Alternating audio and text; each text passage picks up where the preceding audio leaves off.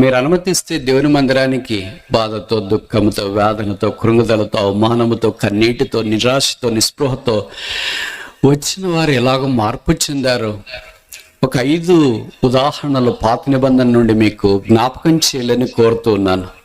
ఇవన్నీ మీకు తెలిసినవే, అయినా మరలా ఒకసారి జ్ఞాపకం చేసుకున్నట ప్రాముఖ్యమైన సంగతి. దాంట్లో మొదటి వ్యక్తి యాకోబు.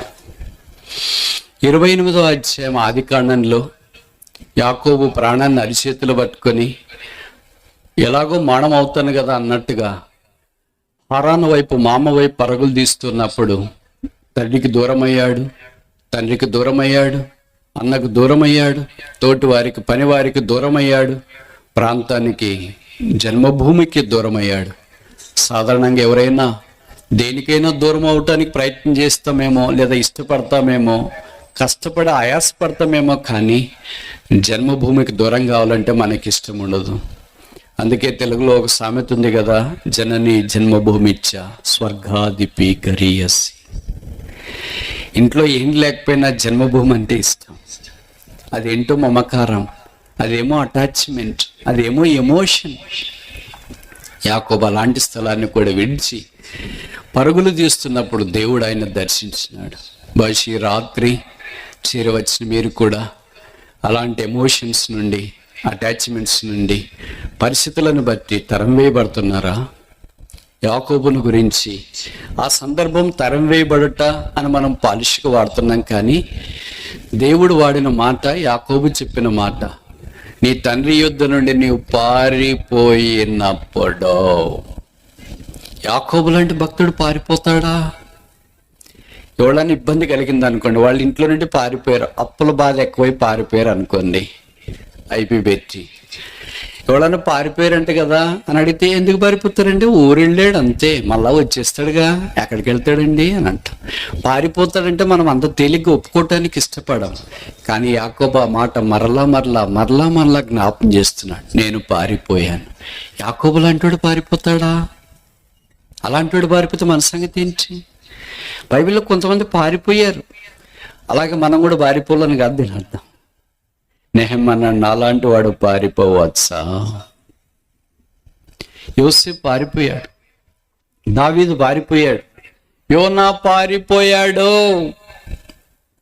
అయితే దేవుడు వారిని కరుణించి తిరిగి సమకూరుస్తూ వచ్చినాడు. ఒకవేళ జీవితంలో భౌతికంగా పారిపోకపోవచ్చు, కానీ ఓడిపోయి, కృంగిపోయి, డస్సిపోయి, సోలిపోయి, ఇంతేనా నా జీవితము, నా బ్రతికింతేనా, ఏదో అనుకున్నానే, జీవితం అంటే రంగుల వలయం అనుకున్నాను. చివరికి తెలియని పదార్థం ఏంటంటే కన్నీరని, దుఃఖమని, బాధని, వేదనని, రోగమని, బంధకాలని, చెప్పుకోలేని సమస్యలన్నీ అర్థమైంది అనుకుంటా. ఆయన మనలో చాలామంది అనుకుంటాం. కానీ ఈ దేవుని మందిరాన్ని యాకోబు గుర్తించినప్పుడు, దేవుడు ఆయనతో మాట్లాడినప్పుడు ఆయన జీవితం పూర్తిగా మార్చబడింది. ఆయన సంతోషంతో బయలువెడినట్లు వాక్యం మనం చూస్తాం. 35వ అధ్యాయంలో కుటుంబంతో సహా యాకోబు అన్నాడు, let's go to the Bethel, మనం బేతేలునకు వెళుదాం రండి. వారందరూ బయలుదేరి బేతేలుకు వచ్చినారు. దేవుని యొక్క ప్రత్యక్షత ఆధ్యాత్మికంగా వారు చూచినారు. ఆ తర్వాత జరిగిన సంగతికి రాయబడింది కదా, ఆదికాండం 35వ అధ్యాయం, జెనసిస్ చాప్టర్ 35 7వ వచనం, వర్స్ 7. అతడు తన సహోదరుని ఎదుట నుండి పారిపోయినప్పుడు, ఇది నేను చెప్పే మాట కాదు, చూడండి బైబిల్లో రాశారు, పారిపోయినప్పుడు దేవుడు అక్కడ అతనికి ప్రత్యక్షమాయను. Is it true in a literal sense? Is it true in a practical sense? ఇది వాస్తవంగా ఇలాగ జరుగుతుందా? మనం ప్రాణాన్ని అరిచేతిలో పట్టుకొని కష్టాల్లో, బాధల్లో, కృంగుదల్లో, అవమానంలో, నిరీక్షణకు ఆధారం లేకుండా దైవ సన్నిధిలో నుండి పారిపోతున్నప్పుడు, ఇంట్లో నుండి పారిపోతున్నప్పుడు, సంపదలో నుండి పారిపోతున్నప్పుడు, జన్మభూమి మీదలో నుండి పారిపోతున్నప్పుడు దేవుడు ప్రత్యక్షమవుతాడా? దేవుడు కూడా మనల్ని విడిచి పారిపోతాడా? యాకోబుకు దేవుడు ప్రత్యక్షమాయను అని వాక్యంలో రాయబడుతూ వచ్చింది. అందుకే బలిపీఠం కట్టి బేతేల్, బేతేలు దేవుడే దేవుడు అని పేరు పెట్టాడు. ఇప్పుడు దేవుడు యాకోబును ఆశీర్వదించినట్లు వాక్యంలో మనం చూస్తాం. అక్కడ రాయబడిన సంగతి ఏంటంటే చూడండి, 35వ అధ్యాయం ఆదికాండం, జెనసిస్ చాప్టర్ 35:9. యాకోబు పద్దనరాము నుండి వచ్చుచుండగా దేవుడు తిరిగి అతనికి ప్రత్యక్షమై అతన్ని ఆశీర్వదించెను. దేవుని మందిరానికి వచ్చిన వ్యక్తిని దేవుడు ఖాళీగా అలా శాపముతో పంపించడు. దేవుడు ఆశీర్వదించాలని కోరుతూ ఉన్నాడు. పాత నిబంధనలోనే మానవుడు శాపము కింద ఉన్నప్పుడే కరుణగల దేవుడు మానవుని ఆశీర్వదించాలని కోరితే, కొత్త నిబంధనలో ఆశీర్వాదానికి కారణం, ఆశీర్వాదం కొరకు పిలువబడ్డాము. ఆశీర్వాదానికి మూలమైన యేసుక్రీస్తు ప్రభు యొక్క శిలువ ద్వారా పాపాత్ముడైన ప్రతి మానవుని ఆశీర్వదించాలని దేవుని యొక్క సంకల్పం. అందుకే 128వ కీర్తన అనుకుంటే 5వ వచనం, సియోనులో నుండి యెహోవా నిన్ను ఆశీర్వదించును, the lord shall bless the out of జయోన్. ఇది చాలా మంది విశ్వాసాలు ఆశీర్వదించబడకుండా ఉండటానికి కారణం ఏంటంటే, బహుశా వాళ్ళ మందిరం ఎగరగొడుతున్నారేమో, రావట్లేదేమో, ఇష్టం లేదేమో, మానేశారేమో. మీరు మానేయటానికి 1,00,000 కారణాలు చెప్పొచ్చు. ఆ కారణాలన్నీ కరెక్ట్ కావచ్చు, కానీ మానేయడం అనేది మాత్రం కరెక్ట్ కాదు. మోసారి చెప్పనా? మీరు మందిరం మానేయటానికి 1,00,000 కారణాలు చెప్పొచ్చు. ఆ కారణాలన్నీ కరెక్ట్ కావచ్చు. మీ సేవకుడు మంచోడు కాడు అనొచ్చు, మీ సంఘ పెద్దలు మంచోళ్ళు కాదు, విశ్వాసులు మంచోళ్ళు కాదు, మందిరంలో మంచోళ్ళు కాదు, మందిరంలో ఉన్న వాళ్ళు ఎవ్వరు మంచోళ్ళు కాదు బ్రదర్, వెళ్ళని నేను తప్ప ఆయన భవిష్యత్తు మీరు అనుకోవచ్చేమో, కానీ వెళ్ళకపోవడమే తప్పు. నెహెమ్యా గ్రంథంలో రాయబడింది, మేము మా దేవుని మందిరమును విడిచిపెట్టము. అందుకే ఇంకా శాపములో ఉన్నారు చాలా మంది విశ్వాసులు. ఈ రాత్రి దేవుని యొక్క వాక్యం ద్వారా పురికొల్పు ప్రోత్సాహం తీసుకునండి. ఏ కారణాన్ని బట్టి అయితే ఆగిపోయారో, యేసు ప్రభు యొక్క శిలువ దగ్గరకు వచ్చి క్షమాపణ కోరి, ప్రభువా దేవుని మందిరానికి నేను దూరమై ఆగిపోయిన కారణం చేత ఆశీర్వాదాన్ని సంపాదించుకోలేకపోయాను, కుటుంబం విచ్ఛిన్నమైంది, భార్యకు వైపు, భర్తకు వైపు, పిల్లలకు వైపు, కొడుకు వైపు, కూతురకు వైపు, అత్తకు వైపు, మామకు వైపు, కుక్కల చించిన ఇస్త్రీ వలె జీవితం అయిపోయింది. పైకి మాత్రం ఎలాగున్నారో తెలుసా? తల వెంట్రుకలు తెల్లబారిపోయినా దానికి మళ్ళా డై వేసి, ముఖము నల్లగైపోయినా దానికి మళ్ళా పౌడర్ వేసి బయటికి చాలా చక్కగా అందంగా కనిపిస్తున్నారు. అంతరంగం కుళ్ళిపోయింది. మనుషులందరికీ షో పెట్టచ్చు, దేవుడికి షో పెట్టలే. We can never showcase the wrong picture to Christ. Yesu ప్రభు వారికి మనం అలాగ ఉంచలేము. దేవుడు ఆశీర్వదించాలని కోరుతాడు. దేవుని ఆశీర్వాదం ఎంత? ఇంత ఇంత ఇంత ఇంత అని. ఎంత దేవుని ఆశీర్వాదం? అనంతం. దేవుడు మానవుని ఎప్పుడు పరిమితిలో ఆశీర్వదించడు, పరిమితిలో ఆశీర్వదించేది మానవుడు, అపరిమితముగా ఆశీర్వదించేది దేవుడు. ఆయన పేరు యేసుక్రీస్తు ప్రభు. బైబిల్లో రాయబడుతూ వచ్చింది, యాకోబుని దేవుడు ఎలాగ ఆశీర్వదించాడంటే, నీ గర్భంలో నుండి రాజులు, నాట్ కింగ్స్. ఏకవచనం కాదు, బహువచనం. King shall come out of your womb. నీ లోయన్స్, నీ గర్భములో నుండి, లేకపోతే నీ నడుములో నుండి రాజులు వస్తారు. ఎంతమంది ప్రాణం అరిచేతులు పట్టుకొని తప్పించుకొని బతికితే చాలని బతుకు దేవుడు అని పరుగులు తీస్తుంటే నా గర్భంలో రాజులు రావడం ఏంటి? మానవునికి దుస్సాధ్యం, దేవునికి సమస్తము సాధ్యం. అందుకనే మీకు తెలుసు కదా, ప్రతి క్రైస్తవ విశ్వాస వీరుడు ఇక్కడ చేరి వచ్చిన మీరందరూ, you are not a single entity, but you are a nation. మీరు ఒక వ్యక్తి కాదు, ఒక స్త్రీ కాదు, ఒక పురుషుడు కాదు, ఒక విశ్వాసి కాదు, ఒక సేవకుడు కాదు, ఒక బోధకుడు కాదు. మీరొక దేశం, మీరొక ప్రజ, మీరొక జనం, మీరొక రాజ్యం. ఇది బైబిల్ సెలవిస్తుంది. దేవుడు యాకోబులో ఒక్క వ్యక్తినే చూడలేదు. యాకోబు తర్వాత రాబోయే దావీదును యూదా గోత్రాన్ని చూశాడు. యూదా గోత్రములో దావీదును చూశాడు. దావీదులో నుండి లోకరక్షకుడని యేసు ప్రభుని చూశాడు. యేసు ప్రభు యొక్క శిలువ రక్తం ద్వారా కడగబడి శుద్ధీకరించబడి ఎవడనో లెక్కింప సఖ్యము కాని గొప్ప సమూహము తెల్ల వస్త్రాలు ధరించుకొని ఖర్జూర పట్టలు చేత పట్టుకొని పరలోక రాజ్యంలో కనిపించే సమూహాన్ని దేవుడు యాకోబులో చూచాడు. Jacob is not a single entity or individual, is a nation. ఆయనొక జనం, అదే రాజ్యం. నాకంటే మీకు బాగా తెలుసు కదా. దేవుడు పునరుత్థానం తర్వాత యేసుక్రీస్తు ప్రభు వారు శిష్యులకు 10 మందికి ప్రత్యక్షమయ్యాడు ఆదివారం. అప్పుడు తోమా లేడు. తర్వాత వారం రోజుల తర్వాత తిరిగి తోమాకు కూడా వారితో పాటు ఉన్నప్పుడు యేసు ప్రభు వారు తోమాకు ఒక్కడికే ప్రత్యక్షమయ్యాడు. ఒక్క వ్యక్తి అంత ఇంపార్టెంటా? మామూలుగా మనం అనుకుంటాం కదా, మందిరానికి ఒక వ్యక్తి రాకపోతే ఆ వ్యక్తి అంత ఇంపార్టెంటా? ఇంకా కొంతమంది అంటారు రాకపోయిందే మంచిది బ్రదర్ అని. వాళ్ళ వర్షన్ ఏంటంటే కొంతమంది రాకపోవడమే మంచిది అని అంటారు. మన దృష్టిలో అది కరెక్ట్ కావచ్చు, కానీ దేవుని దృష్టిలో అలా కాదు. బైబిల్లో రాయబడింది, నా గొర్రెలు నా స్వరము వినును, my sheep shall listen to me, hear my voice. కనుక ఆయన గొర్రెలు అయితే ఖచ్చితంగా ఆయన దగ్గరికి వస్తా. ఇప్పుడు జరిగిన సంగతి ఏంటంటే, తోమాను దేవుడు దర్శించడానికి తిరిగి 8 రోజుల తర్వాత ఒక్కడే వచ్చినాడు. వచ్చి యేసుక్రీస్తు ప్రభువారు తోమా దగ్గరికి వెళ్ళాడు. తోమా, ఇదిగో ఒకసారి నీ చేయి చాపమ్మా, నీ వేలు పెట్టమ్మా, ఇదిగో నా ప్రక్క, నా చేతులు చూడడం మాత్రమే కాదు, ఒకసారి స్పర్శించు, తాకు. ఇప్పుడు తోమ తాకింటాడంటారా? అందుకే తోమా అన్నాడు, మై లార్డ్ మై గాడ్, నా ప్రభువా నా దేవా. This is the one of the shortest, sweetest, Sublime, spiritual, supreme confession. ఇది ఆధ్యాత్మికంగా చిన్నగా, చక్కగా, పరిశుద్ధంగా చెప్పబడిన ఓ నిర్మలమైన చిన్న ఒప్పుకోలు, a deep confession, my Lord my God. ఇప్పుడు ప్రశ్న ఏంటంటే, తోమాను దేవుడు ఒకే వ్యక్తిగా చూడలేదు. చూసాడా? ఒక్క వ్యక్తిని మనం చూస్తాం. నీ జీవితం అంతా నువ్వు ఇలాగే అలాగే ఒక్క వ్యక్తినిగా దేవుడు తోమాను చూడలేదు. తోమాలో ఎవరిని చూశాడు? ఇప్పుడు నేను ఇలాగ చెప్తే తప్ప? ఎలాగా? తోమా తర్వాత పునరుత్థాన శక్తిని పొందినవాడై భారతదేశానికి సిలువేయబడిన యేసుక్రీస్తు ప్రభు యొక్క సువార్తని చేతబట్టుకొని మలబార్ తీరం అంటే కేరళ తీరంలో కాలు పెట్టి క్రీస్తు కొరకై దేవుని వెలుగు సిలువ సువార్తమానం ప్రకటించి క్రీస్తు కొరకై ప్రజలను సంపాదించి సమకూర్చి ఈ దీపాన్ని భారతదేశంలో వెలిగిస్తాడని దేవుడు తోమాను చూచాడు. తోమాలో భారతదేశంలో ఉన్న 140 కోట్ల మందిని యేసు చూచాడు. That is the depth, sight, insight of a resurrected Christ. పునరుత్థానుడైన యేసుక్రీస్తు ప్రభువారు సంఘములో ఒక్కొక్క వ్యక్తిని అలాగ చూస్తున్నాం. మనమేమనుకుంటున్నాం, నా జీవితం అయిపోయింది, ఇంకేముంది. యు ఆర్ ఎ నేషన్, నువ్వు ఒక జనం, నీవు ఒక ప్రజ, నీవు ఒక రాజ్యం.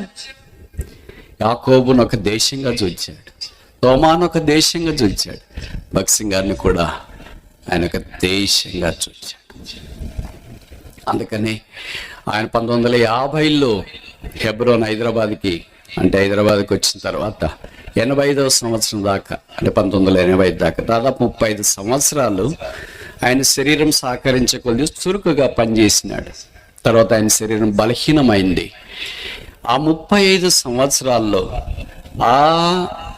ఇప్పుడున్న తెలంగాణ మాత్రమే కాదు, ఆంధ్ర మాత్రమే కాదు, తమిళనాడు మాత్రమే కాదు, భారతదేశం మాత్రమే కాదు, ప్రపంచంలో యేసు వాక్యము వెలుగు ప్రకాశించింది. దేవుని దృష్టిలో ప్రతి విశ్వాసి not a single entity but a single nation.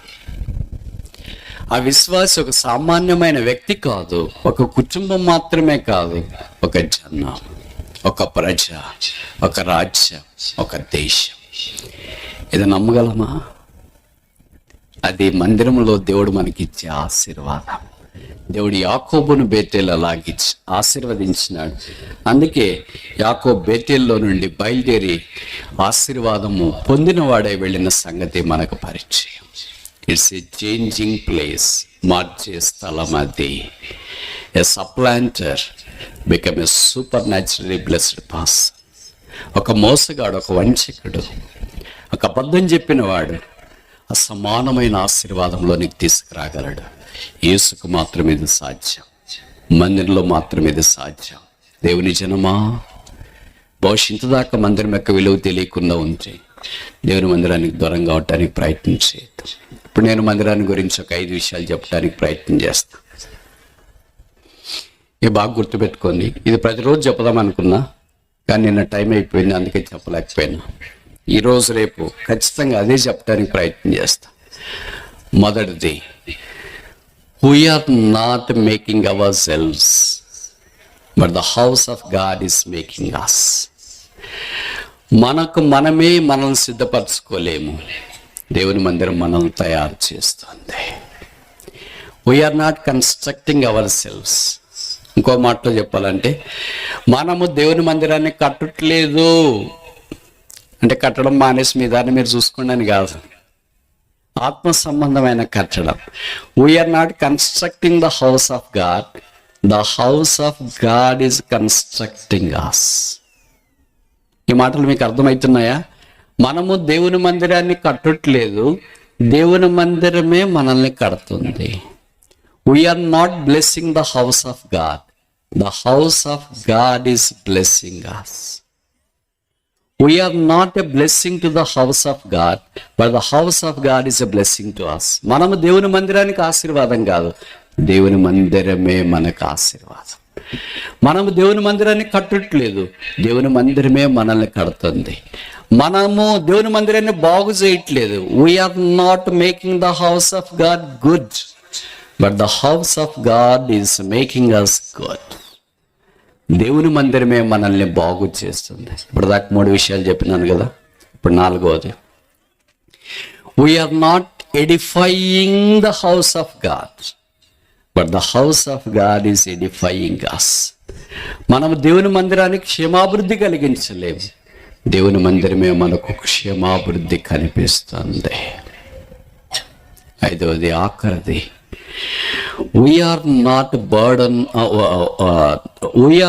మనము దేవుని మందిరం విషయమై పట్టింపు లేకపోయినా దేవుని మందిరము మన విషయమై పట్టింపు కలిగి ఉంది. We are not concerning about the house of God, but house of God is concerning us. దేవుని మందిరమే మనల్ని పట్టింపు కలిగి ఉంది. 5 విషయాలు మీరు గుర్తుపెట్టుకోండి. మామూలుగా మనం కొన్నిసార్లు చెప్తుంటాం కదా, మందిరం కట్టిస్తున్నామండి అని. మందిరం భౌతికంగా కనపడే టాయిలెట్లు, బాత్రూములు, లెట్రిన్లు, స్లాబులు అవి మనం కట్టిస్తాం, కానీ మనము ఆత్మ సంబంధమైన మందిరాన్ని కట్టించలేము. ఆ మందిరమే మనల్ని కట్టిస్తుంది, మన కుటుంబాన్ని కడుతుంది. It builds the lifes, it builds the families, it builds the nations, it builds the people. అది వ్యక్తిని కడుతుంది, కుటుంబాన్ని కడుతుంది, సమాజాన్ని కడుతుంది, సంఘాన్ని కడుతుంది, దేశాన్ని కడుతుంది. యెరూషలేమును కట్టువాడు యెహోవాయే. కనుక దేవుని మందిరం ఇట్స్ ఎ చేంజింగ్ ప్లేస్, అది మార్చే స్థలం దైవికంగా. మొదటిది మనము యాకోబు మార్చబడిన సంగతిని మనం చూసినాం. 2వ చూడటానికి ప్రయత్నం చేస్తామా? సమూయేలు మొదటి గ్రంథం 1వ అధ్యాయం, 1 Samuel chapter 1. సమూయేలు మొదటి గ్రంథం 1వ అధ్యాయం, 1 Samuel chapter 1 verse 18. సమూయేలు మొదటి గ్రంథం 1వ అధ్యాయం 18వ వచనం. 1 Samuel chapter 1 verse 18. సమూయేలు మొదటి గ్రంథము 1వ అధ్యాయము 18వ వచనం. ఆమె అతనితో, నీ సేవకురాలనైన నేను నీ దృష్టికి నందుగాక నేను. తర్వాత ఆ స్త్రీ తన దారిన వెళ్ళిపోయి భోజనము చేయొచ్చు నాట నుండి దుఃఖముగా ఉండుట మానేను. ఈమె పేరు మనకు తెలుసు, హన్నా. షిలోహులోని దేవుని మందిరానికి వచ్చింది. షిలోహ అనగా పీస్ బ్రింగర్, సమాధానము తీసుకుని వచ్చినది అని అర్థం. ఆమె అక్కర కుమారుడు లేడు, 2 పిల్లలు లేరు, సంత లేకుండా ఉంది. ఇతరులంతా ఇంకా సూటిపోటు మాటలు అంటుంటారు కదా మామూలుగా సమాజంలో. ఆమె దైవ సన్నిధిలోనికి వచ్చి ప్రార్థన చేస్తూ వచ్చింది. దేవుని మందిరంకి వచ్చినప్పుడంతా ఏడుస్తూ వచ్చింది. దేవుని మందిరంలోనికి వెళ్ళేటప్పుడంతా దుఃఖముగా ఉండటం మానేను. మనకు అలాగ అనిపిస్తుందా? ఇంకా కొంతమంది మందిరికి వచ్చిన తర్వాత వెళ్ళేటప్పుడు ఏడుస్తూ పోతుంటారు. బైబిల్ అలాగ సెలవించట్లేదు. The days of your sorrow shall be ended, నీ దుఃఖ దినములు సమాప్తమగునుగాక అని బైబిల్ సెలవిస్తుంది. దేవుని మందిరంలోనికి వచ్చిన ఏ అక్కర కలిగి వచ్చిన, ఎంత దుఃఖముతో వచ్చిన, ఎంత విచారముతో వచ్చిన, ఎంత పరితాపముతో వచ్చిన, ఎంత ఆర్ధనాదముతో వచ్చిన, ఎంత అంగలార్పుతో వచ్చిన, ఎంత విచారముతో వచ్చిన, దైవ సన్నిధిలో మన హృదయాన్ని కుమ్మరించినప్పుడు దేవుడిచ్చే సమాధానం 1:17 రాయబడింది. కుమారి, నువ్వు క్షేమముగా వెళ్ళం, ఇశ్రాయేలు దేవునితో నువ్వు చేసిన మనవాయి నీకు దయచేయునుగాక.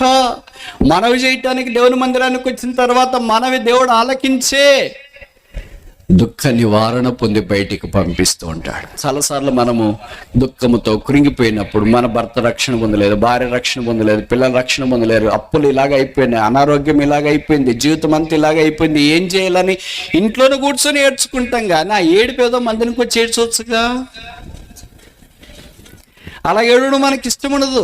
హన్నా చేసిన పని అదే. నేను ఇంట్లో ఏడవడం కంటే దేవుని మందిరంలో ఏడిస్తే మంచిది కదా అని దైవ సాన్నిధ్యంలోనికి వచ్చి దేవుని సన్నిధిలో ఏడ్చింది. ఇప్పుడు ముందుకు వెళ్ళక మనకు సంగతి ప్రశ్న ఏంటంటే, మీలో చాలా మంది రక్షణ పొందిన వారు ఉన్నారు కదా, మీ స్థానిక సంఘాల్లో రెండు కనిపించాల. మొదటిది ఏంటంటే మీ చెమట, రెండవది ఏంటంటే మీ కన్నీరు. ఈ రెండు బాటిల్స్లో మీ మందిరాల్లో ఉన్నాయా లేదా? అవి తప్ప మాటలు మాత్రం కోటలు దాటేటట్టు ఉంటాయి. అది దేవుడికి అంగీకారం కాదు. దేవుడు చూసేది అదే. నా కొరకై ప్రయాసపడిన వారు, చెమట వచ్చిన వారు ఎంతమంది ఉన్నారు, నా కొరకై కన్నీరు కార్చిన వారు ఎంతమంది ఉన్నారు. మేము దేవుని మందిరానికి క్రమంగా వెళ్తామండి, వాక్యం కూడా వింటామండి, పాటలు పాడతామండి, పరిచయలో పాల్పొందుతున్నామండి, మేము సంఘ పెద్దలమండి, సండే క్లాస్ టీచర్స్ అండి, యూత్ లీడర్స్ అండి, నేను దైవ సేవకుడు అండి, దైవసేవకుడు భార్య అండి, భర్త అండి, కూతురు అండి, ఇలాగ రకరకాలుగా మనం చెప్తున్నాం. ఎప్పుడైనా మందిరంలో కన్నీరు గార్చినట్లు, చాపక నీకు కన్నీరు తగిలినట్లు నీకు గుర్తుందండి? అదేంటండి? కన్నీరండి.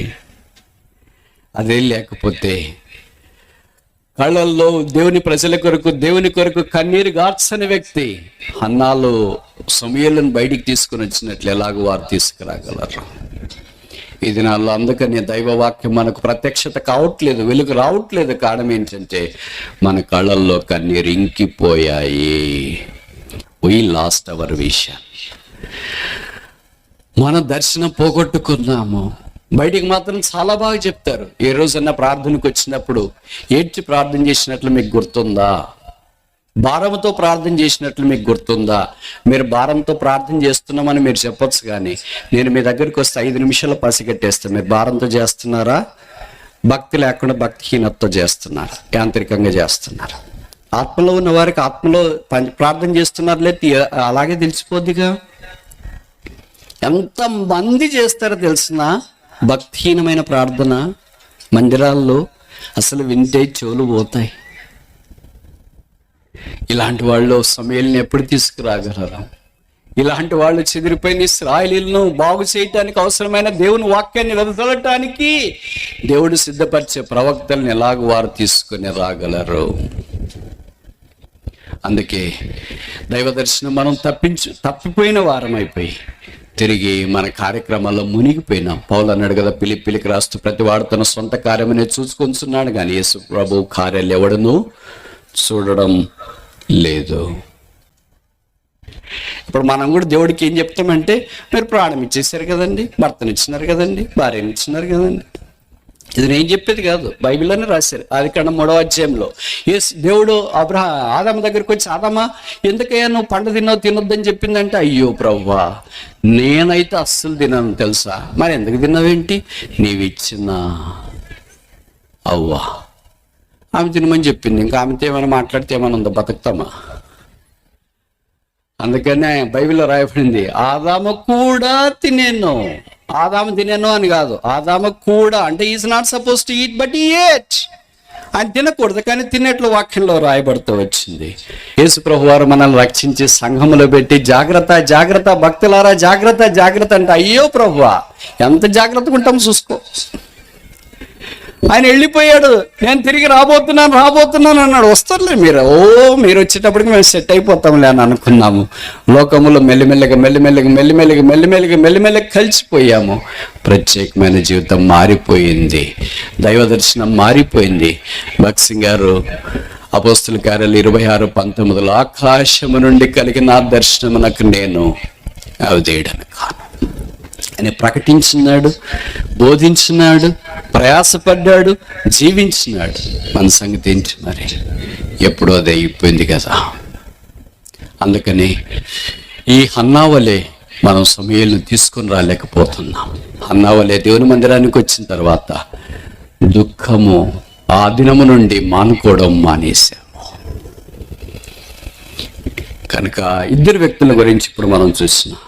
మొదటి వ్యక్తి యాకోబు, దానికి ఒక పేరు పెడదామా? It's a spiritual place.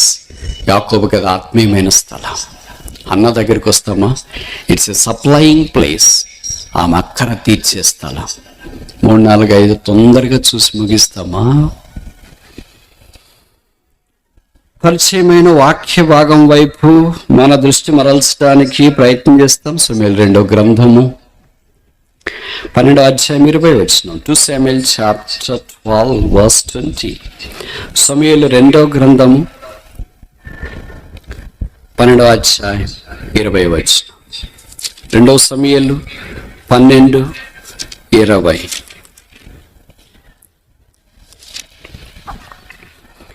అప్పుడు దావీదు నేల నుండి లేచి స్నానం చేసి తైలం పూసుకొని వేరే వస్త్రం ధరించి యెహోవా మందిరంలో ప్రవేశించి మ్రొక్కి తన ఇంటికి తిరిగి వచ్చి భోజనము తెమ్మనగా వారు యెహోవా మందిరంలోనికి దుఃఖముతో వెళ్ళాడు. అన్నం తినకుండా మందిరంలోకి వెళ్ళి వచ్చిన తర్వాత ఇప్పుడు అన్నం తినడానికి ధైర్యం తెచ్చుకున్నా. ఈ కథ అంతా నాకంటే మీకు బాగా తెలుసు అనుకుంటా. పాపాన్ని బట్టి ఆయనకు ఒక కుమారుడు జన్మించినాడు. దేవుడు అది చూడటానికి ఇష్టపడలేదు, అందుకే ఆ కుమారుని దేవుడు తీసుకున్నాడు. ఆ బాధ దావీదు భరించలేక చాలా దుఃఖముఖుడైపోయాడు. ఆ తర్వాత దావీదు శుభ్రంగా దేవుని మందిరానికి వస్తే దేవుడు ఆయన దుఃఖాన్ని నిట్టూర్పుని ఎగిరిపోనట్టుగా చేశాడు. దావీదు జీవితం ఆధ్యాత్మికమైన పొరపాట్లలో నుండి తప్పించబడి ఆత్మీయంగా బలపరచబడటానికి హేతువైంది. The house of God is a strengthening place for David. దావీదుకు దేవుని మందిరము బలము చేకూర్చింది. బలహీనతలో ఉన్న మానవుని కొరకై పడి చెడి పాపముతో కొట్టిమిట్టాడుతూ పాప ఫలితాలు భరించలేకుండా ఏం చేయాలో దిక్కుదోచని పరిస్థితుల్లో ఉన్నప్పుడు దావీదు అంతఃపురానికి వెళ్ళలేదు, రాజ్యానికి వెళ్ళలేదు, పొరుగు రాజ్యం మీద దండెత్తిపోలేదు, పొరుగు ప్రజల మీద దాడి చేయటానికి వెళ్ళలేదు. He was a right person to go to a right place at a right time for a right perspective at a right period. సరైన వ్యక్తి సరైన సమయంలో సరైన స్థలంలోనికి సరైన వైఖరితో సరైన దృక్పథంతో అక్కడికి వెళ్ళాడు. దేవుడు ఆయన జీవితాన్ని సరిచేశాడు. అనేక సార్లు మనం మందిరానికి వస్తాం కానీ సరైన దృక్పథంతో రాము. ఎవరిని తిట్టాలని శాస్త్రులు పరిశీలి వలే మనం ఎలాగో చేయమో చేసేవారిని చేయనీయము. ఎవరిని ఎలాగో కామెంట్ చేయాలని వస్తాం.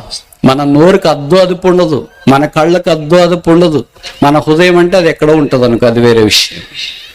అలాగ వచ్చిన వారు మందిరంలో మేలు పొందగలరు. దావీదుకి అంతఃపురం ఇచ్చిన ఆశీర్వాదము కంటే దేవుని మందిరం ఇచ్చిన ఆశీర్వాదం గొప్పది. దావీదుకి రాజ్యం ఇచ్చిన ఆశీర్వాదం కంటే దేవుని మందిరం ఇచ్చిన ఆశీర్వాదం గొప్పది. దావీదు లాంటి గొప్ప వాళ్ళు ఇక్కడ ఎవరైనా ఉన్నారా? బలంలో కానీ, శక్తిలో కానీ, గానంలో కానీ, యాత్రలో కానీ, ఆత్మీయ జీవితంలో కానీ దావీదుకి సంబంధించిన ఆధ్యాత్మిక శిఖరాలన్నింటిలో కనీసం ఒక్క శిఖరము సంగతి మర్చిపోండి, ఆ పాదం దగ్గరికి కూడా వెళ్ళి అంత భాగ్యము నోచుకోలేని మనలాంటి వారి సంగతి ఏంటి మరి? ఆయనకి రాజ్యం ఉన్నా, సింహాసనం ఉన్నా, సామంతులు ఉన్నా, సైన్యాధిపతులు ఉన్నా, ఆయన కష్టకాలంలో కన్నీటిలో కడుపు తరక్కుపోయినప్పుడు మౌనం దాపరించినప్పుడు యెహోవా మందిరంలోనికి వెళ్ళాడు. When we are weak, the right place for us to receive the strength is the house of God.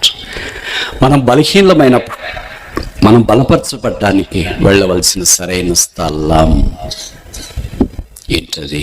దేవుని యొక్క మందిరం. 4వ చూస్తామా? యెషయా గ్రంథం 6వ అధ్యాయం. Book of Isaiah chapter 6. Yeshaya గ్రంథం 6వ అధ్యాయం 4వ వచనం. Isaiah chapter 6 verse 9. యెషయా గ్రంథం 6వ అధ్యాయం 4వ వచనం.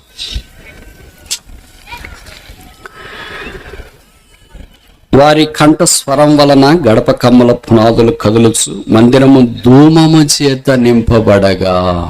ఎవరున్నారు అక్కడ మందిరంలో? యెషయా ఉన్నట్లు వాక్యంలో మనం చూస్తాం కదా. ఇప్పుడు యెషయా చెప్పిన మాట 5వ వచనం.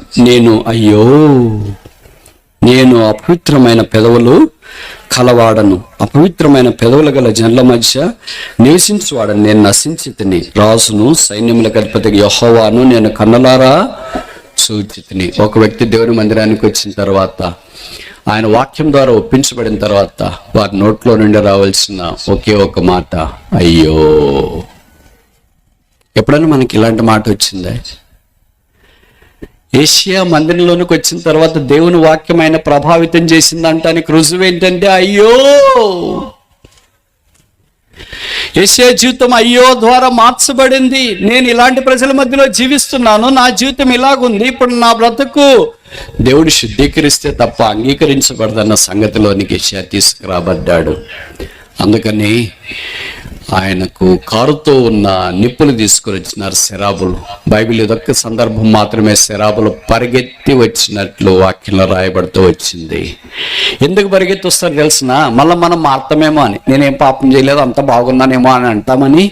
దేవుడు పరిగెత్తి ప్రభువా నేను పాపిని అంటే వచ్చేస్తున్నాండి. మళ్ళీ తర్వాత సైతం చెప్తాడు, నువ్వేం పాపి కాదులే, నీకింటి ఇంకా ఘోరమైన పాపలు ఉన్నారు, మేము అందరిలో అసలు వాళ్ళ సంగతి నీకు తెలిస్తే నువ్వెంత మంచివాడో తెలుస్తుందని మన చెవులో ఊదినప్పుడు మనం అదే నమ్ముతాం కనుక క్షమాపణ కోరటానికి బహుశా అంత ఇష్టపడమేమో గనుక దేవుడు పరిగెత్తి మన దగ్గరికి వస్తాడు. నువ్వు పాపివి కదా, నేను క్షమిస్తా, రక్షిస్తా, కడుగుతా, శుద్ధీకరిస్తా, బాగు చేస్తా, నిన్ను సమకూరుస్తా. ఇప్పుడు దేవుడు అన్నాడు యెషయాతో, నేను ఎవరిని పంపగలను? Whom can I send? యెషయా అన్నాడు, here I am, send me. ఇక్కడ నేనున్నా, నన్ను పంపించు. ఎవరు అయ్యో అనగలరు? వారిని ప్రభు పంపిస్తాడు. మందిరం ఇప్పుడు 4వది ఏంటంటే ఇట్స్ ఎ సెండింగ్ ప్లేస్. అది పంపించబడే స్థలం. దేవుని మందిరాన్ని దేవుడు అలాగ వాడుకోవాలని సంకల్పిస్తూ ఉన్నాడు. ఇప్పుడు ముందుకు వెళ్ళక మునుపు లేదా ముగించక మునుపు ఈ దేవుని మందిరం ఈ 4 రకాలైన ప్రజలకు 4 రకాలుగా కనిపిస్తూ వచ్చింది. యాకోబుకు దేవుని మందిరం ఏంటి? ఇట్స్ ఎ స్పిరిచువల్ ప్లేస్, ఆధ్యాత్మికమైన స్థలము. ఆయన రాజులు భూమి మీదకి తెచ్చేటట్లుగా దేవుని మందిరాన్ని దేవుడు ఆశీర్వదించడానికి యాకోబును వాడుకుంటూ వచ్చినాడు. 2వది హన్నా సమూయేలును భూమి మీదకి తీసుకుని వచ్చినట్లుగా దేవుడు వాడుకున్నాడు. సప్లయింగ్ ప్లేస్, సహాయం చేసే లేకపోతే ఆదుకునే స్థలం. 3వది దావీదు బలహీనుడై ఏం చేయాలో దిక్కుదోచక మనము తన ఇంట్లో ఆవరించున్నప్పుడు దేవుని మందిరానికి వెళ్ళాడు. స్ట్రెంగ్థనింగ్ ప్లేస్, బలపరిచే స్థలం. 4వది యెషయా, అపవిత్రమైన పెదవులు గల ప్రజల మధ్యలో జీవిస్తున్నాను, నా పవిత్రత ఎలాగబోతుందంటే దేవుని మందిరంలోకి వెళ్ళాడు. ఇప్పుడు కొత్త నిబంధనలోనైతే మనకి దేవుని యొక్క వాక్యం ద్వారా, అందుకే యోహాను సువార్త 15వ అధ్యాయంలో చెప్పబడింది, నేను ఇప్పుడు చెప్పిన మాటను బట్టి మీరు పవిత్రులై ఉన్నారు. దేవుని వాక్యం మనల్ని పవిత్రపరుస్తుంది. యోహాను 17:17 దై వర్డ్ ఇస్ ట్రూత్, నీ వాక్యము సత్యము, consecrate us in that truth, నీ వాక్యమందు మమ్మను ప్రతిష్ఠించుము. యేసేపుడు కాల్చబడిన వాడై, ప్రతిష్ఠించబడిన వాడై దేవుని పరిచర్య కొరకు వాడబడటానికి సిద్ధంగా ఉన్నాడు. Sending place. ముగించక మునుపు ఈ 4 రకాలైన వ్యక్తులు, ఈ 4 రకాలైన వ్యక్తులకు మందిరాలు ఎలాంటివో మనం చూస్తున్నాం. ప్రశ్న ఏంటంటే, ఇప్పుడు దేవుని మందిరం మనకు ఎలాంటిది? యాకోబులాగా రాజులు తీసుకుని వచ్చేటట్లా, అన్నలాగా ప్రవక్తలు తీసుకుని వచ్చేటట్లా, దావీదు వలె బలశారులు అయ్యేటట్లా, యెషయా వలె దేవుని కొరకు ప్రవక్తలుగా ఉండేటట్లా. What is the house of God for us? దేవుని మందిరం అంటే మనకేంటి? గొడవలు చేసేదే, కొట్లాడేదే ఏంటి దేవుని మందిరం అంటే? ఓహో, ఎంత పడిపోయాం కదా. But a colossal fall. నేను ఇప్పుడు ఒక వాక్యం చూపించి ముందుకెళ్ళాలని కోరుతున్నాను. 1 కొరింథీ 10:31 పౌలు అన్నాడు కదా, మీరు ఏమి చేసినా సమస్తము దేవుని మహిమ కొరకు చేయండి. 1 Corinthians chapter 10, కొరింథీయులకు రాసిన మొదటి పత్రిక 10వ అధ్యాయం 31. కాబట్టి మీరు భోజనము చేసినను పానము చేసినను మీరేమి చేసినను సమస్తము దేవుని మహిమ కొరకు చేయండి. దేవుని మందిరంలో సమస్తము దేవుని మహిమ కొరకు. Do everything for the glory of God. If this motto is blurred in the house of the God, there is no meaning in calling it is a house of God because we are over there. దేవుని మందిరానికి మనం వెళుతున్నాం కనుక దేవుని మందిరం అని అనడంలో అర్థం లేదు. ఎందుకంటే దేవుని మహిమ కొరకు అక్కడ ఏం మనం చేయట్లేదేమో. ఇప్పుడు కింద వచ్చినాము, నాతో పాటు సేవకులు, సంఘ పెద్దలు, బోధకులు, కాపర్లు, ఉపదేశకులు, విశ్వాసులు కూడా చదవండి. సరేనా? చదవండి, అండర్లైన్ చేసుకోండి, ఆ ప్రకారంగా జీవించడానికి ప్రయత్నం చేయండి. ప్రభువా నాకు కూడా సహాయం చేయండి అనండి. ఇష్టమైతే మీకు 1 కొరింథీ 10వ అధ్యాయం 2వ వచనం 1 Corinthians chapter 10 verse 32. సేవకులు, సంఘ పెద్దలు, స్త్రీలు, పరిచారకులు, ఉపదేశకులు, మినిస్టర్స్. ఇప్పుడు చదవండి, విశ్వాసులు ఆటోమేటిక్ చదువుతారు, మనం చెప్పాల్సిన పని లేదు. యూదులకైనను గ్రీసు దేశస్థులకైనను దేవుని సంఘమునకైనను అభ్యంతరము కలగజేయడి. ఏం చేస్తున్నాం మరి మనము? 3 రకాలైన వాళ్ళు. యూదులు అంటే స్థానిక విశ్వాసులు. రెండవది ఏంటి? గ్రీసు దేశస్థులు అంటే క్రీస్తుని ఎరగని వారు, బయట నుండి వచ్చేవారు, అన్యులు. మూడవది ఏంటంటే దేవుని సంఘం. దేవుని సంఘంలో ఉన్న వాక్యోపదేశకులు, పరిచారకులు, ఎల్డర్స్, దైవ సేవకులు అంటే వీరికి ఏం చేయకూడదంట? అభ్యంతరముగా ఉండకూడదు. ఇప్పుడు ముందుకు వెళ్ళక మునుపు, ఇక్కడి నుండి వెళ్ళక మునుపు మనం పరీక్షించుకుందామా? అభ్యంతరం ఏమైనా కలగజేసినట్లు గుర్తుందా? అదే కదా రోజు చేసే పని, ఇంకొత్త గుర్తేముంది? What a sad thing it is. ఈ బైబిల్లో మీ వాక్యం లేదండి? ఈ వాక్యం మీ బైబిల్లో లేదండి? యూదులకు, గ్రీసు దేశస్థులకు, దేవుని సంఘానికి అభ్యంతరము కలగజేయకుడి. మరి ఏం చేయాలా? కింద వచనం చూడండి, ఇది కూడా చదువుదాం. ఈలాగు నేను కూడా స్వప్రయోజనమును, సేవకులు, సంఘ పెద్దలు, విశ్వాసులు, పరిచారకులు, ఈ మాటలు బాగా బిగ్గరగా చదవండి. ఈలాగు నేను కూడా స్వప్రయోజనమును కోరక అనేకులు రక్షింపబడవలనని వారి ప్రయోజనము కోరుచు అన్ని విషయములలో అందరినీ. ఈ 2 వాక్యాలు మీ మనసులో, హృదయంలో రాసుకొని ఇక్కడ అండర్లైన్ చేసుకునేదే కాదు, జీవితంలో ప్రతిరోజు ఇది గుర్తుపెట్టుకోండి. నేను యూదులకు, గ్రీసు దేశస్థులకు, దేవుని సంఘానికి అభ్యంతరం కలగజేయకూడదు. మొదటిది. మరి ఏం చేయాలా? స్వప్రయోజనమును కోరుకొనక అందరి రక్షణ కొరకై, అందరినీ సంతోషపెట్టడు కొరకై అందరి వంటి వాడనైతిని. This is the climax motive of the church of Christ. క్రీస్తు సంఘం యొక్క పరాకాష్ఠ. ఇప్పుడు చెప్పండి, ఈ వాక్య వెలుగులో మనం ఎంతమంది దోషులం? నేను చెప్పే మాట అర్థమవుతుందా? ఈ వాక్యపు వెలుగులో మనం ఎంతమంది అపరాధులం? ఈ వాక్యపు వెలుగులో ఎంతమంది మనం పాపులం? ఈ వాక్యపు వెలుగులో మనం ఎంతమంది పడిపోయామా?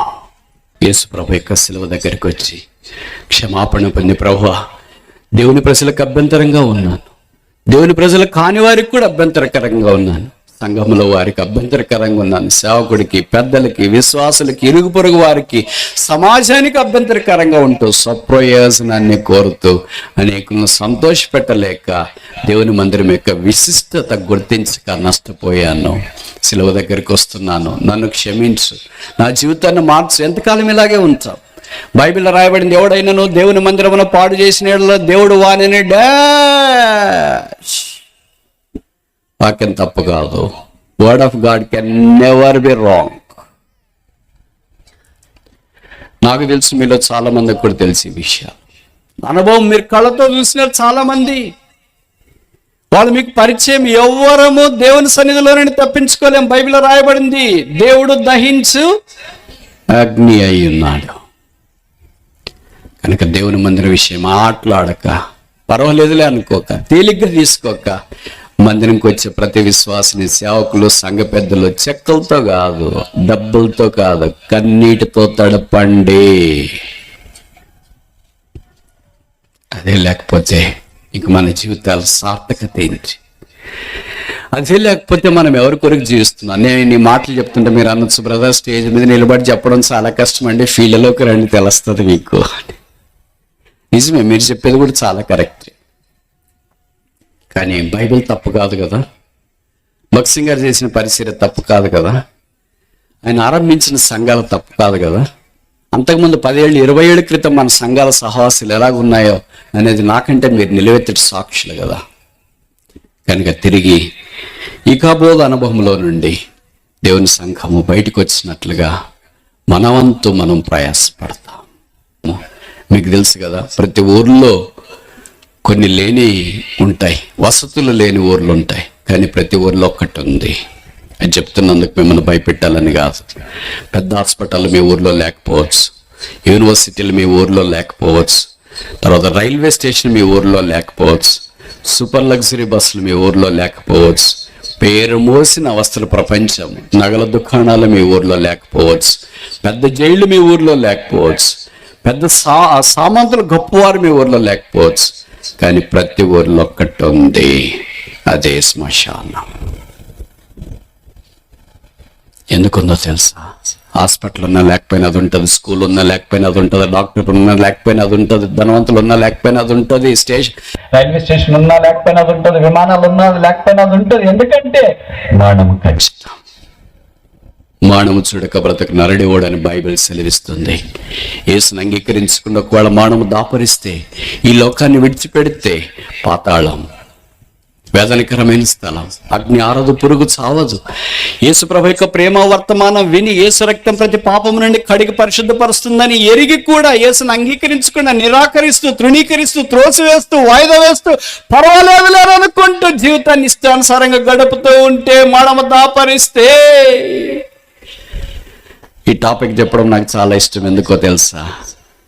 ఈ భూమి మీద మనం ఏమీ సంపాదించకపోయినా ఒక్కటి మాత్రం ఖచ్చితంగా మనం సంపాదిస్తాం. అదే మనం చనిపోయినప్పుడు తీసుకుని వెళ్ళి పాతి పెట్టే 6 అడుగుల పొడవు గల గొయ్యి. ఇది కూడా నేను సంపాదించలేనని వారు ఎవరు లేరు. మున్సిపాలిటీ వాళ్ళైనా తీసుకుని వెళ్ళి పాతి పెడతారు. మనిషి జీవితం ఎంత తృణప్రాయమైంది. నాకంటే మీకు బాగా తెలుసు. కరోనా దినాల్లో చూశారు కదా, గొప్పవారు, సామంతులు, ధనవంతులు, సేవకులు, బోధకులు, కాపర్లు, ఉపదేశకులు తేడా లేకుండా అమెరికా మొదలుకొని, ఆస్ట్రేలియా మొదలుకొని, ఆసియా మొదలుకొని, భారతదేశం మొదలుకొని, దక్షిణ భారతదేశం మొదలుకొని, ఆంధ్రప్రదేశ్ మొదలుకొని, గుంటూరు జిల్లా మొదలుకొని, పత్తిపాడు మొదలుకొని కరోనా మనిషిని మీద దాడి చేస్తున్నప్పుడు వాళ్ళు చనిపోతే భార్య చూడటానికి లేదు, భర్త చూడటానికి లేదు, పిల్లలు చూడటానికి లేదు, కనీసం పడి ఆ శవం మీద ఏడవటానికి లేదు. కూరగాయలు తీసుకున్నప్పుడు ప్లాస్టిక్ కవర్లు వేస్తారు కదా, అలా ప్లాస్టిక్ కవర్ వేసి జిప్పేశారు, నల్ల కవర్ వేశారు, బయటికి కనబడకుండా చేశారు, తీసుకెళ్ళి పాతి పెట్టారు. ఎక్కడ పాతి పెట్టారో కూడా తెలియని సమాధులు కొన్ని ఉన్నాయి. దైవమా, మానవ జీవితం ఎంత చిత్రమైంది. ఈ తాత్కాలికమైన మానవ జీవితం కొరకై దేవుడు సిద్ధపరిచిన శాశ్వత పరలోక రాజ్యాన్ని నిరాకరించొద్దు, త్రోసివేయద్దు. అదొక ఊరు. ఆ ఊర్లో ఎంతోమంది దంపతులు ఉన్నారు, భార్యాభర్తలు, అందమైన మేడ్ ఫర్ ఈచ్ కపుల్ దంపతులు. దేవుడు వారి దాంపత్య జీవితాన్ని ఆశీర్వదించినాడు. ఒక కుమారుని ఇచ్చినాడు. వాడు పెరిగి పెద్దవాడు అవుతూ వచ్చినాడు. నిన్నటి కథకి ఈరోజు ఉల్టా. కొన్ని రోజులైన తర్వాత జీవితం, తెలుగులో ఒక సామెత ఉంది కదా, ఒక్క దినంలోనే ఓడలు బండలు అయితే బండలు ఓడలు అవుతాయి. ఓ దినాన భర్త ఆఫీస్కి వెళ్తా ఉంటే అపాయం జరిగింది, యాక్సిడెంట్, చనిపోయాడు. భార్య మంచం పట్టింది. కళ్ళల్లో నుండి కన్నీటి ప్రవాహాన్ని ఎవరు ఆపలేకపోయారు. కృంగిపోయింది. కడుపుకు ఆహారం లేకుండా, కంటికి నిద్ర లేకుండా, జీవితం అంతా సూలిపోయి, ఓడిపోయి అలాగే మంచానికి గోడకు బల్లతికినట్లుగా అతికిపోయింది. కుమారుడు 9వ తరగతి చదివే పెద్దవాడయ్యాడు. ఇరుగు పొరుగు వచ్చి ఆమెను ధైర్యపరిచినారమ్మా, చనిపోయిన నీ భర్తను గురించి సంగదారుస్తున్నావు, అది న్యాయమే, కానీ తీసుకురాలేవుగా. నీ కన్నీరు భర్తను తీసుకురాలేదుగా, మరి ఏం చేయమంటారు? నీ కొడుకు కుమారుల్లో నీ భర్తను చూసుకొని బ్రతుకు, కుమారుని చదివించుకో, పెద్దవాడిని చేయి, వానిలోనే నీ భర్తను చూసుకొని రోజులు గడుపుతూ నీ జీవితాన్ని ముగించవచ్చు. లేవు, తేసిరిల్లు, కుమారుని చూడు, ధైర్యం చేసుకొని లేపారు, కూర్చుని పెట్టినారు. అలాగ మెల్లిగా తన జీవిత చక్రాన్ని లాగటానికి ఆరంభించింది. బతకాలి కదా, ఎట్లా? కుమారుడు స్కూల్ ఉంది కదా, ఆ స్కూల్లో ప్రిన్సిపాల్ దగ్గరికి వెళ్ళింది. అయ్యా, మా ఆయన చనిపోయినాడు. తెలిసిందమ్మా మాకు కూడా. నా కుమారుని చదివించుకోవాలని, నాకు కూడా బ్రతకాలని ఆశ ఉంది. ఏం చేయమంటారమ్మా? మీ స్కూల్లో ఉండే టీచర్స్కి నేను రోజు మధ్యాహ్నం వాళ్ళ ఇళ్లలో నుండి వాళ్ళు వండిన భోజనం మీద తీసుకుని వస్తాను. డబ్బా వాళ్ళ మాదిరి, బాంబేలో ఇది ఎక్కువ ఫేమస్. అంటే మీ ఆయన ఆఫీస్లో పని చేస్తుంటాడు అనుకో, మీ ఇంట్లో భోజనం వండుతారు, మధ్యాహ్నం భోజనం. అది తీసుకెళ్ళటానికి మీ ఇంట్లో ఎవరు లేరు, మీ ఆయన ఉదయాన్నే వెళ్ళిపోయాడు కనుక తీసుకెళ్లే వాళ్ళు కొంతమంది ఉంటారు అలాంటి వాళ్ళు. ఈమె అలాంటి చిన్న పని చేస్తూ ఆ ఇంటికి వెళ్ళి లంచ్ బాక్స్, ఇంటికి వెళ్ళి లంచ్ బాక్స్, గుంటూరు భాషలో అంటారు కదా క్యారేజ్, అలాగ అన్ని లంచ్ బాక్స్లో పెద్ద గంప మీద పెట్టుకొని పిల్లవాడు స్కూల్లో చదువుతుంటే ఆ స్కూల్లోకి వెళ్ళి టీచర్లకి, టీచర్ అమ్మలకి, ఎవరు ఇంట్లో నుండి తెచ్చిందో వాళ్ళందరికీ ఇచ్చేది. వాళ్ళంతా తిన్న తర్వాత ఖాళీ లంచ్ బాక్స్లో భోజనం పెట్టెలన్నీ మళ్ళీ తీసుకొని శుభ్రం చేసి వాళ్ళ ఇళ్ళలో భార్యలు ఉంటారు కదా వాళ్ళకి తీసుకుని వచ్చి అందించేది. రోజులు ఇలా గడిచిపోతున్నాయి. ఉదయం మధ్యాహ్నం ఆ స్కూల్లో పనిచేసే టీచర్లు అందరికి భోజనం తీసుకెళ్ళి గంప దించి ఒక చెట్టు కింద స్కూల్ ఆవరణలో కూర్చొని ఉంటే కొడుకు దగ్గరికి వచ్చినాడు, ఇరుగు పొరుగు కొడుకు స్నేహితులు వాడి దగ్గరికి వచ్చినాడు. ఎవర్రా ఈమె? మా ఇంట్లో ఆయారా. మరి ఎందుకు వచ్చిందిరా ఇక్కడికి? నాకు భోజనం తీసుకొని వచ్చిందిరా. మాటలు తల్లి విన్నది, గాయమైంది. టీచర్లు అందరికి భోజనం ఇచ్చింది. ఆ ఖాళీ క్యారర్లన్నీ తీసుకుంది. నాకు కూడా ఇదే భాష వస్తుంది. క్యారల్ తీసుకుంది, ఇంటికి వచ్చింది, ఇంట్లో కూలబడిపోయింది. నా కొడుకు నన్ను ఆయా అన్నాడు, ఎందుకంటే నేను చేసే పని అలాంటిదిగా ఆయనకు కనిపించింది. క్యారేజ్ తీసుకెళ్ళాను కనుక నా తల్లిని చెప్పలేదు, ఆయా అన్నాడు, ఆయా అన్నాడు, ఆయా అన్నాడు. అలాగే కుమిలిపోయింది. ఉన్నట్టుండి 5 గంటల సాయంకాలంలో ఇంటి కాలింగ్ బెల్ ఎవరో నొక్కినట్టు అనిపించింది. ఎవరబ్బా ఇప్పుడు నొక్కుతున్నారని దుఃఖంతో బాధతో వెళ్ళి ఇంటి తలుపులు తీసింది. ఎవరో కుర్రోడు 10వ తరగతి ఇన్స్ట్రుమెంట్ చదివే పిల్లోడు పరిగెత్తిచ్చినాడు. ఆంటీ, ఆ పిల్లోనికి ఒక పేరు పెడతాం. ఏ పిల్లోనికి? ఈ అమ్మగారి కొడుక్కి పేరు రవి. ఇక్కడ ఎవరైనా రవి ఉంటే బాధపడద్దు. అంటే రవి మీ ఇల్లేనా అంటే? ఇది అవునాయనా, ఇది రవి ఇల్లే. మీరు రవికి ఏమైతే? నేను వాళ్ళ అమ్మన్నా అతన్నా అంటే ఓకే సరే ఆంటీ వెళ్ళొస్తాను. కాదనా, ఎందుకు వచ్చావు? ఏం జరిగింది? ఏం లేదంటే ఇదే నా ఇల్లు కనుక్కుందామని వచ్చి. నిజమా? అసలు ఏం జరిగింది చెప్పు. ఇంకెక్కువ ఆతృత వస్తుంది కదా. ఏం లేదులేండి అంటే, అయ్యో చెప్పునా చెప్పు అని ఆ పిల్లవాని చేతులు పట్టుకుంది. అది నేను చెప్పకూడదు, మీరు వినకూడదా అంటే షాక్. చెప్పనా, ఏం జరిగింది? చెప్పువా. ఏం లేదండి, స్కూల్ వదిలిన తర్వాత ఇంటికి వస్తుంటే యాక్సిడెంట్ అయింది, ప్రాణాపాయ పరిస్థితిలో ఉంది నీ కొడుక్కి, హాస్పిటల్కి తీసుకెళ్లారు, కోమాల్లో ఉన్నాడంట. ఇది మీకు చెప్పకూడదు కానీ చెప్పాల్సిన పరిస్థితి వచ్చింది. ఆమె కూలిపోయింది ఒక్కసారిగా. ఏ హాస్పిటల్ మీకు తెలుసు కదా, గుంటూరులో లలితనా, ఆ పలానా హాస్పిటల్ అని చెప్పారు. హాస్పిటల్కి ఆమె పరుగులు తీసింది. ఐసీయూలో ఎక్కడో కొడుకుని వేసినారు. ఎక్కడ నా కొడుకు తీసుకెళ్ళి ఐసీ దగ్గర నిలబెట్టారు. లోపల ఉన్నాడమ్మా, లోపలికి వెళ్ళి చూడొచ్చా? చూడకూడదు. బతుకుతాడా? నమ్మకం లేదు. 24 గంటలు అబ్జర్వేషన్లో పెట్టినారు డాక్టర్లు. ఆ 24 గంటలు గుండె కొట్టుకోవడం, రక్త ప్రసరణ సరిగా ఉంటే నీ కొడుకు బ్రతికినట్లే. 24 గంటలు అక్కడే కూర్చునింది, ఏడ్చింది, కుమిలిపోయింది, బాధపడుతూ వచ్చింది. అయ్యో నా కుమారుడు, 24 గంటలు అయిపోయిన తర్వాత ఇక్కడ ఎవరైనా నర్సులు ఉంటే బాధపడద్దండి. ఒక నర్సు వచ్చింది. మీకు తెలుసు కదా, చెడు వార్తలన్నీ యూజువల్గా డాక్టర్లు చెప్పరు, డైరెక్ట్గా వీళ్ళతో చెప్పిస్తారు. అందుకని నర్సు చెప్పిందమ్మా, నీ కొడుకు చాలా ప్రాణపాయ పరిస్థితిలో ఉన్నాడు, బతకాలంటే మార్గం ఇంకేం లేదు. అమ్మా, నా కొడుకు ఎలాగైనా బతికించండి అమ్మా. నేను ఏం చేస్తానమ్మా, డాక్టర్లు చెప్పేసారు, అందుకే వచ్చి నీకు చెప్పేస్తున్నాను. బతికే మార్గం లేదనుకున్నా డాక్టర్లను అడిగేసి వస్తానమ్మా. వెళ్ళింది, డాక్టర్లను అడిగింది. డాక్టర్లు ఎలాగో సాధ్యం కాదు కనుక ఒక మాట చెప్పినారు ఆమెకి. ఏం మాట అంటే, రక్తం లేదు ఆ పిల్లవాడికి, యాక్సిడెంట్ అయింది కనుక రక్తం అంతా పోయింది, రక్తం ఎక్కడ దొరకట్లేదు సూటబుల్ బ్లడ్ గ్రూపు, అందుకే వాడు బతకలేడని. అప్పుడు తెల్లన్నది, నా రక్తం ఏమైనా సూట్ అవుతుందేమో చూడండి.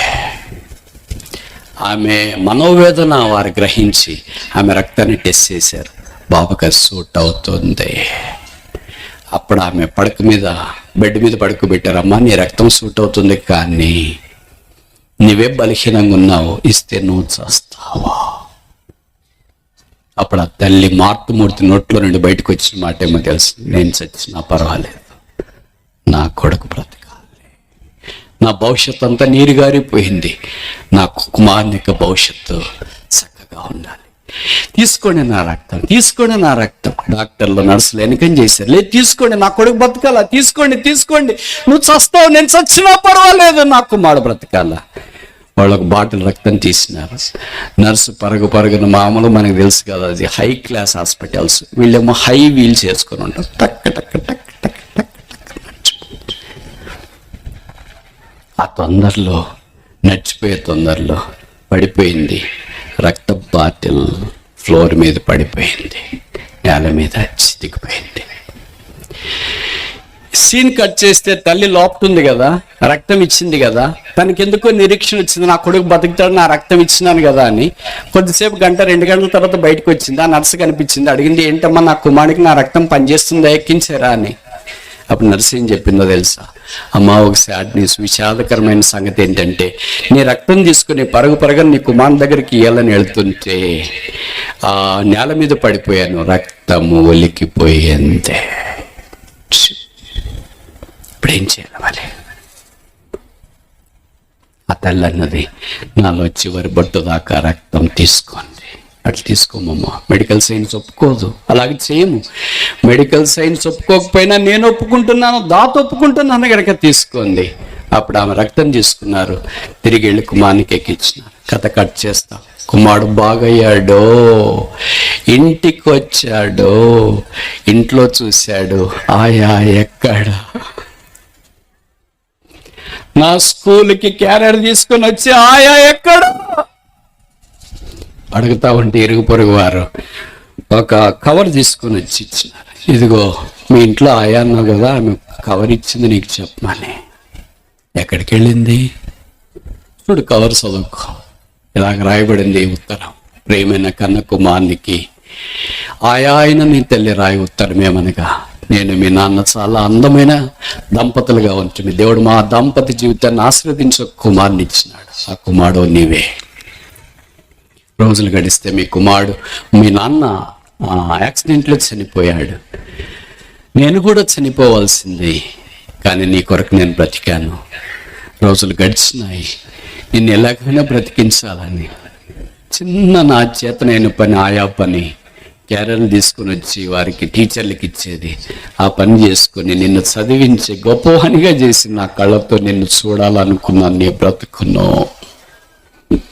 అలాగూ ఊర్లో వారి టీచర్ల యొక్క మధ్యాహ్నం లంచ్ బాక్స్ తీసుకొని స్కూల్కి వస్తే మీ పిల్లలు వచ్చి మీ ఫ్రెండ్స్ అడిగారు, ఎవరు ఆమె అని. ఆయా అని చెప్పావు కదా, అది నా హృదయాన్ని బద్దలు చేసింది. ఆ రోజు సాయంకాలమే నువ్వు అపాయంలో ఉన్నావని, హాస్పిటల్లో ఉన్నావని తెలిసింది. నువ్వు బ్రతకాలంటే రక్తం కావాలన్న, రక్తం ఎక్కడ దొరకలేదు. నా రక్తం అయితే సూట్ అవుతుంది అని చెప్పారు. నా రక్తం మొదటి బాటిల్ ఇచ్చినాను, అది వ్యర్థమైపోయింది. 2వ బాటిల్ ఇచ్చినాను, భవిష్యత్తు చనిపోతానేమో. ఇప్పుడు నీలో పైనుండి కింద దాకా ప్రవహించే రక్తం ఎవరిదో తెలుసా? ఆయాది. నువ్వు బ్రతుకుతున్నది ఎవరి వలనో తెలుసా? నీ కన్న తల్లి ఆయా వల్ల. ఈ ఉత్తరం చదవటానికి నీకు జీవం ఎక్కడి నుండి వచ్చిందో తెలుసా? నీ కన్న తల్లి అయిన ఆయా వలన. నీ శరీరంలో రక్తం ప్రవహించేదాకా నీ కన్న తల్లి అయిన ఆయాను మర్చిపోవద్దు. ఇక నేను లేను, ఇట్లు కన్న తల్లి అయిన ఆయా. ఉత్తరం తీసుకున్నాడు, గుండెకి అద్దుకున్నాడు. అమ్మా, ఇప్పుడు ఆయా కాదు, మాట మారింది. అమ్మా అమ్మా అమ్మా అమ్మా అమ్మా కేకలేశాడు. ఉంటేగా చనిపోయింది, రక్తం ఇచ్చి ఎక్కడో పాతి పెట్టేశారు. ఇక లేదు. ఎవరో చెప్పారు పలానా దగ్గర పాతి పెట్టామని. అక్కడికి వెళ్ళాడు, సమాధి మీద పడ్డాడు. ఆయా అన్న, నన్ను క్షమించు, నన్ను క్షమించు. నన్ను 9 నెలలు మోసి కడుపులో నుండి బయటికి తీసుకుని వచ్చి నాకు రక్త మాంసాలు ఇచ్చావు, అది జీవితాంతము కొనసాగించావు. చనిపోయేటప్పుడు కూడా నీ రక్తం నాకు దారబోసి చనిపోయావు. నీ రుణం ఎలాగ తీర్చుకోవాలి? నీ రుణం ఎలాగ తీర్చుకోవాలి? నీ రుణం ఎలాగ తీర్చుకోవాలి? ఏడుస్తూ అలాగే కూలిపోయాడు. కథ కట్ చేస్తే ఇది మనకు కూడా అర్థించుకోవటానికి ప్రయత్నం చేస్తాం. యేసుక్రీస్తు ప్రభు మనల్ని కూడా ప్రేమించి మన శరీరంలో రక్తం ఇచ్చి, ప్రాణం ఇచ్చి, జీవం ఇచ్చి, మంటి ముద్దలో మహిమైశ్వర్యం ఉంచి, ఆయుష్నిచ్చి, ఊపిరిది ఇంత దాకా నడిపిస్తుంటే మనం ఏమనుకుంటున్నాం? ఆయన నాకు అవసరం లేదు, ఆయన నా రక్షకుడు కాదు, ఆయన మా దేవుడు కాదు, ఆయన మాకు సంబంధమే లేదు, ఆయనతో మాకేం పని ఉంది అని నిరాకరిస్తున్నావా? నీలో ప్రవహించే రక్తం ఎవరిదో తెలుసా? నువ్వు పీల్చే గాలి ఎవరిదో తెలుసా? నీ మెదడు ఎవరిదో తెలుసా? నీ చేతులు ఎవరివో తెలుసా? నీ జీవితం ఎవరిదో తెలుసా? నీ తల్లి ఎవరో తెలుసా? నీ తండ్రి ఎవరో తెలుసా? నీ ఆయుష్ ఎవరిదో తెలుసా? నువ్వు సంచరిస్తున్నది ఈ భూమి మీద దేన్ని బట్టో తెలుసా? ఒకే ఒక్కడు, ఆయనే సృష్టికర్త, యేసుక్రీస్తు ప్రభువు. ఆ యేసు శిలువ మీదకి వెళ్ళాడు, రక్తం కార్చినాడు, చివరి బొట్టు దాకా రక్తం కార్చి చనిపోయి సమాధి చేయబడి తిరిగి లేచిన. ఇప్పుడు ఆ యేసు ప్రేమ వద్దా? వద్దా? వద్దా? ప్రార్థన చేస్తా.